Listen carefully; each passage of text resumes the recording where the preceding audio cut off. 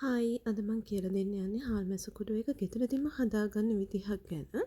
ඉස්සෙල්ලාම ඔලුව හාල් මැස වෙන් කර ගන්න ඕන. හාල් මැස ඇතුලේ තියෙන ඇටකටු ටික අපද්‍රව්‍ය ටික අයින් කර ගන්න ඕන.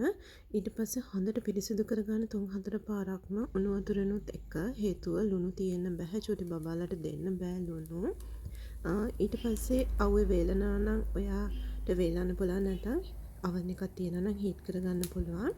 මම අවුවේ වේලලා ඊට පස්සේ කබලි චුට්ටක් බැදගත්ත රන්වන් පාට වෙනකන්. හේතුව ඇතුලේ තෙත ගතියක් තිබ්බොත් ඉක්මනට පවුඩර් එක සවුත්තු වෙන බලනවා.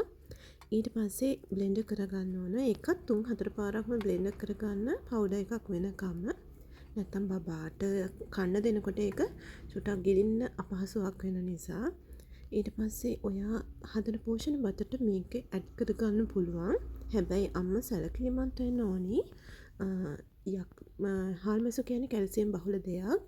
ඒකත් එක්ක යකඩ බහුල පලා වර්ගයක් මික්ස් වෙන්න හොඳ නෑ. ඒ නිසා අම්ම ඒ ගැන සැලකිලිමත් වෙලා පෝෂණ බත හදන්න පුළුවන්. ස්තුතියි.